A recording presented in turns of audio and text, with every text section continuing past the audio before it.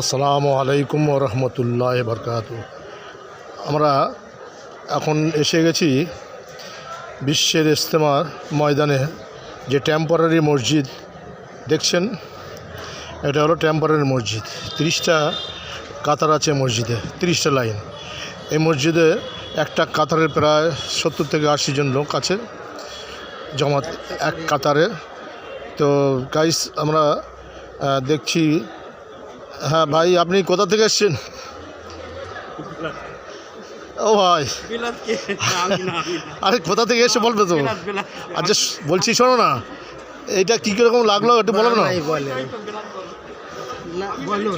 হ্যাঁ বলছি, এই যে মসজিদে তো নামাজ পড়া হয়েছে তো? হ্যাঁ ইনশাআল্লাহ এই মসজিদে নামাজ পড়লাম। আচ্ছা, পান্ডুয়ার এই ইজতেমার মসজিদে নামাজ পড়লাম। এটা পান্ডুয়ার ইজতেমার মসজিদ নয়, এটা হচ্ছে পৈনাট, হুগলি জেলা, হুগলি জেলার বিশ্বের ইজতেমা টেম্পোরারি মসজিদ।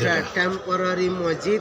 দেখুন কত সুন্দর বানিয়েছে মসজিদটা। হ্যাঁ, তো নামাজটা তুমি পড়লে কিরকম লাগলো? বহুত আনন্দ লেগেছে, বহুত ভালো লেগেছে আমার। আচ্ছা, এই মসজিদটা দেখে কি মনে হয় 4 মাসের জন্য বেরোনো যাবে?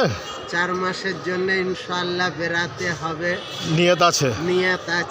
আচ্ছা ঠিক আছে, আল্লাহ নিয়ত পুরো করে দিক। আমরা আরেকবার একটুখানি গাছ দেখছি। হ্যাঁ দাদা, আপনি কীরকম দেখলেন, কীরকম বুঝছেন? খুবই ভালো, খুব সুন্দর, বেশ খুব ভালো লাগছে। খুব ভালোই লাগলো। আচ্ছা হ্যাঁ, আমাদের ইজতেমাটা হচ্ছে জানুয়ারি 2, 3, 4 5 তারিখে দোয়া খায়ের হয়ে যাবে ইনশাল্লাহ।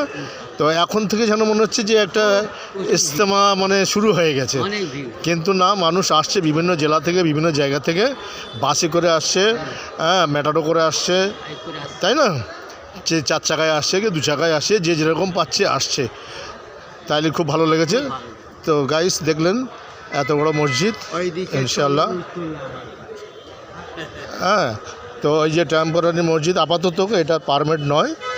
হ্যাঁ, আপনাদের এই অজুখানাটা একবার দেখিয়ে দিই অস্থায়ীর জন্যে।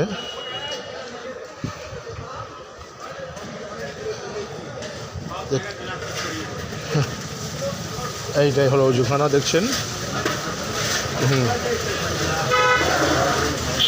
এই সব ব্যাটার থেকে আসছে, দেখতে পাচ্ছেন কোথা থেকে না কোথা থেকে আসছে, সমস্ত জেলা থেকে আসছে। হ্যাঁ, কাজ এখানে অনেক বাকি আছে, দেখছেন বিভিন্ন জায়গা থেকে লোক আসছে। ঠিক আছে, ইনশাল্লাহ ময়দানে গিয়ে একবার আপনাদেরকে আমি দেখাবো। এখন এই পর্যন্ত রাখছি। আসসালামু আলাইকুম।